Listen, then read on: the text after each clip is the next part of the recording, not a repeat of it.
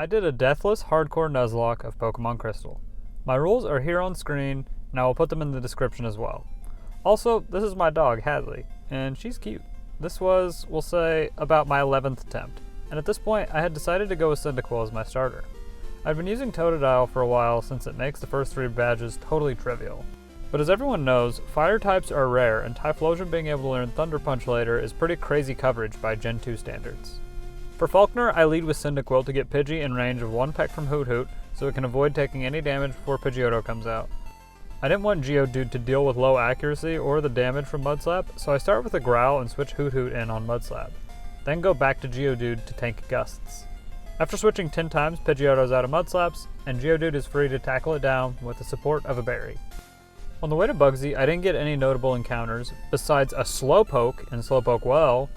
Now's a good time to mention I have a weird dupes rule, where if I encounter a Pokemon I already caught, then I just don't get anything at all in that area.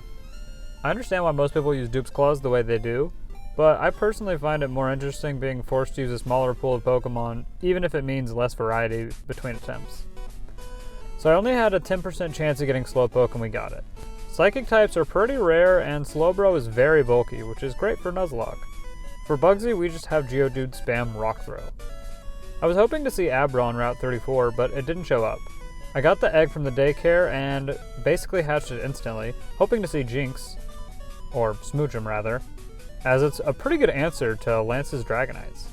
We get Magby, which I feel incredibly neutral about. Thankfully, we do get Abra on Route 35, and with Ghastly's mean look, it can't flee with Teleport. I just barely don't murder it with Lick from Ghastly. I probably should not have used Lick there, but we got Abra. For Whitney, my plan was for Togepi to charm Clefairy so I could come in and start using Curse a little more safely with Slowpoke. But in another attempt from earlier in that day, I tried that and got outsped and Metronome self-destructed on. This is why I like Totodile, because you can usually get away with just spamming Rage and Clefairy will usually hit you with Double Slap at least once, which will give you multiple Rage boosts. This time I decided to lead with Noctowl and Growl a couple times before trying and succeeding to hit Hypnosis. Then I just went right to Slowpoke to spam Curse. After 4 curses and not taking much damage, I decided to not be any Greed Eater and start headbutting. I was hoping to 2-shot Miltank, but it was not looking like a 2-shot.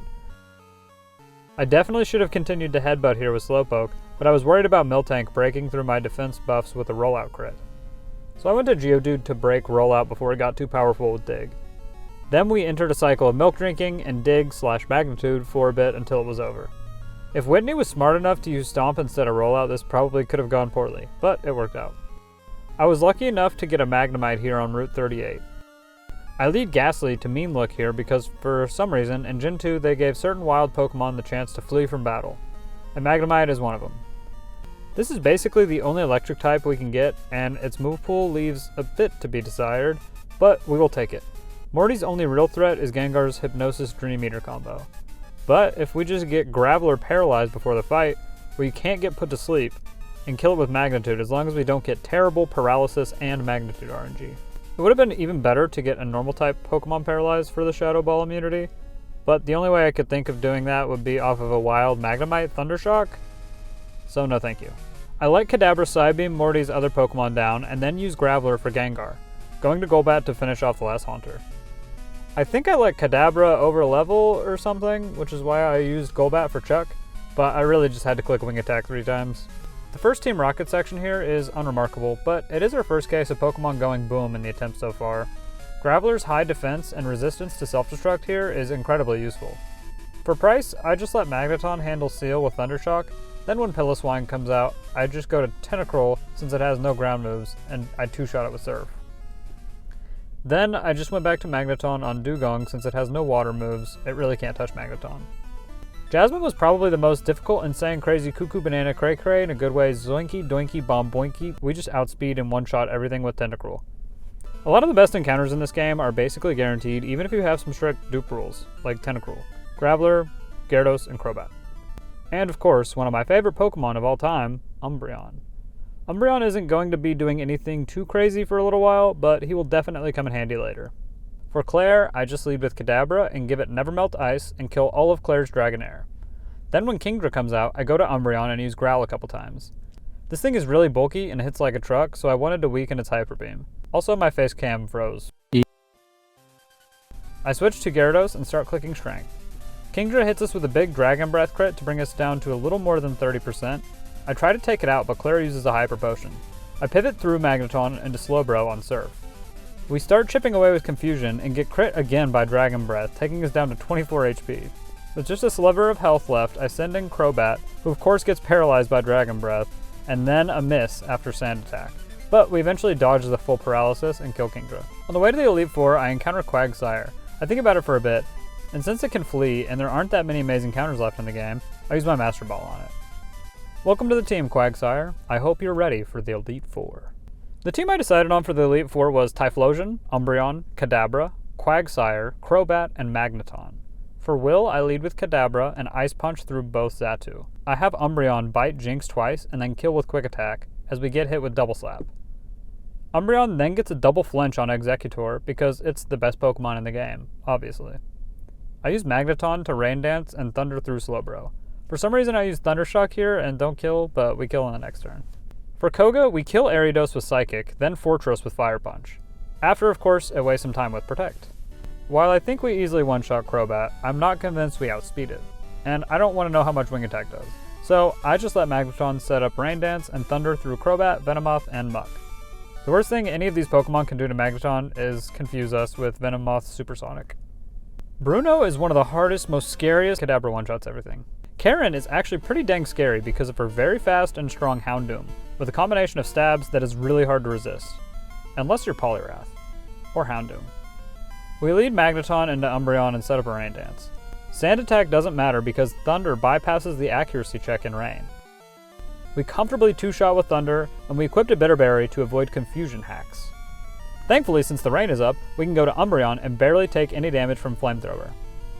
I Quick Attack for some chip damage, then Baton Pass to Typhlosion, and the rain stops, and Flamethrower crits. But thankfully, we live on 16 HP, allowing us to pivot Typhlosion in without taking any damage, and we can kill with Earthquake. Gengar comes in next, and holy shit, what the fuck is this moveset? Anyways, I decided to just Thunder Punch it for a bit of damage. I was worried about Destiny Bond into killing it with Earthquake or a Fire Punch crit or something, but I don't think the AI can really use Destiny Bond on turn 1. Next I have Magneton paralyze Gengar and use Crobat to safely kill it once Destiny Bond is inactive. Although I didn't know if Destiny Bomb would still work after a full para, so I stall around for a bit before finally killing it. Crobat can clean up from there. I teach Thunder Punch back to Kadabra for the easy one-shot on Gyarados. Lance just sends in 2 Dragonites next, and with Never Melt Ice, Kadabra easily one-shots them with Ice Punch. Probably also without Never Melt Ice. Kadabra's really strong. Aerodactyl comes in next, and Magneton has an incredible matchup against it. I use Thunder Wave so I can outspeed it and not have to worry about Rock Slide flinches. Then I use Rain Dance and kill it with Thunder. The last Dragonite comes out, and I want to kill it with Ice Punch from Kadabra, but it would probably die if I tried switching to it immediately, so I switch to Umbreon and Baton Pass after getting hit with Outrage to safely put Kadabra in front of Dragonite and kill it. I don't quite trust Kadabra to finish off Charizard when it has physical attacks, so I go to Quagsire and surf it down. And that's it. I beat all of Johto without a single death. Now it's just 8 more badges in Kanto and of course the Super Boss Red. Kanto is usually super boring, but by forcing yourself to stick to the insanely weird level caps for Kanto gym leaders, it becomes much more interesting. That instantly rules out my entire Elite Four team until we get to Blaine since they're all level 50 now. Surge, sadly, is not very interesting. We can just absolutely wall him with Graveler. Double Team and Sonic Boom could potentially cause problems from Electrode, but thankfully it works out. I wanted to do all the next badges in order, so I went to fight Janine next. I didn't want to lock myself out of using any more Pokemon than I already had. Janine's level cap is 38, so I was forced to use some Pokemon I haven't used in a long time, or at all. I used Kingler to strength down Crobat. I have Weezing sludge Ariados down after trading some hits. I go to Golduck on Venomoth and take it down with 2 Surfs. Then I figured Haunter walls the 2 Weezing since it 4x resists poison attacks. For some reason though, I decided to not teach Psychic and just use Hypnosis Dream Eater strats. The first Weezing goes down, but we miss on the second and our defense and HP are so abysmal that a crit does massive damage and we just keep missing. Way to go missing Hypnosis like 4 times. What an unavoidable problem. I bring in Tentacruel, just praying I don't see the word explosion on my screen, as I set up 2 barriers to hopefully live as long as there's no crit. Thankfully, it just uses Sludge Bomb and Smog, so we can just two-shot with Surf. Whew. Almost losing the run to Janine is just... wow. Brock is a hardcore Gnarls Barkley, Cucumber Snatch, and all of Brock's Pokemon have 4X weaknesses. You just press A. For Erica, I lead Magmar and, okay, maybe some of the Kanto gym leaders aren't that interesting. Well, at least Bellossom is able to live Flamethrower, that's cool. Misty is where the difficulty just barely starts to creep back up, as she does have some good type diversity on her team here. But we just set up 6 Curses and 3 Amnesia with Slowbro. Golduck just keeps copying our stat changes with Psych Up, but with no physical moves, he can't take advantage of the boosted attack. From there, we just headbutt her team into oblivion. Sabrina is scary. Only because Umbreon is just barely over the level cap of 48, and I didn't get any other dark types, so I can't bring a Psychic immunity. Espeon hits us with Sand Attack, and then Gyarados gets a big chip in with Strength. I go for the kill, but I miss twice as Espeon hits me with another Sand Attack, and Gyarados takes over a third from Psychic. I switch to Slowbro on a Psychic, which gets a special drop. I figure I can't set up yet, so I go for Shadow Ball, and Psychic crits. And after the Spadef drop, it does a ton of damage. I'm pretty sure I'm just dead to Mr. Mime Psychic, so I Protect to squeeze out some leftovers and switch to Noctowl. I put it to sleep with Hypnosis, miraculously, and go back to Slowbro. I hope it stays asleep so I can set up an Amnesia, but it wakes up and uses Psychic, and thankfully it doesn't crit, so we live. I alternate Amnesia/Curse and Protect to get back up to almost full health before Mr. Mime Baton passes Barrier Boost to Alakazam. Psychic doesn't crit, so it barely does anything at all, and we just win with Shadow Ball from there. My furthest attempt died right here, so I was pretty scared about Sabrina. Blaine! For blue, I lead Magneton and hit Pidgeot with Thunder Wave, then set up Rain Dance and knock it out with Thunder. Executor comes out, and I have Crobat come in with its 4x Grass Resistance to kill with 2 Wing Attacks. Zam comes in, and I have Umbreon use Toxic and then set up 6 Curses. I then just keep using Toxic to stall until Poison kills Alakazam, and I can Baton Pass to Slowbro, so I can set up some Amnesias as well, and keep my HP topped off with leftovers. Slowbro cleans up from there. Curse is such a good move. Finally, the last fight. The big one. Red. Pikachu uses Charm on Quagsire, but I'm still able to kill with Earthquake. We go to Crobat on Venusaur as it uses Solar Beam. We fly to dodge Solar Beam, even though it would only have done like 20 damage, and then kill it with Wing Attack. Espeon comes in, and I have Umbreon Toxic it, and then use it as fodder to set up Curses. Espeon dies to Poison, and then Snorlax comes in. I could have Baton Passed the boost to something, but I was afraid of Body Slam Paralysis, so I have Haunter come in, who's immune to all of its attacks. I fumble around for a long time trying to chip away at Snorlax with Psychic and Dream Eaters, but with Rest and Amnesia I realize I'm going to run out of PP before Snorlax. Finally, I start switching between Lantern and Haunter to start wasting Body Slam PP.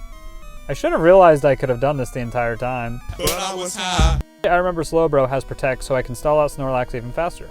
Eventually, it's all out of Body Slams, and Umbreon comes in to Curse 6 times and then pass to Quagsire, who sets up 3 Amnesia and becomes untouchable. Snorlax, Blastoise, and Charizard all faint, and we win. That was kind of pretty hard. This took like 5 or 6 serious attempts. That's not counting the stupid attempts that I reset just because I was trying to rush through early game. Getting encounters like Slowpoke and Abra were really helpful this attempt, I won't lie. Crystal is tough, but getting access to great TMs like Toxic, Curse, Protect, and Psychic once you beat the Elite Four is definitely nice. Gen 2 is frustrating sometimes with how limited your options are, especially with movesets, but at least it's uniquely frustrating.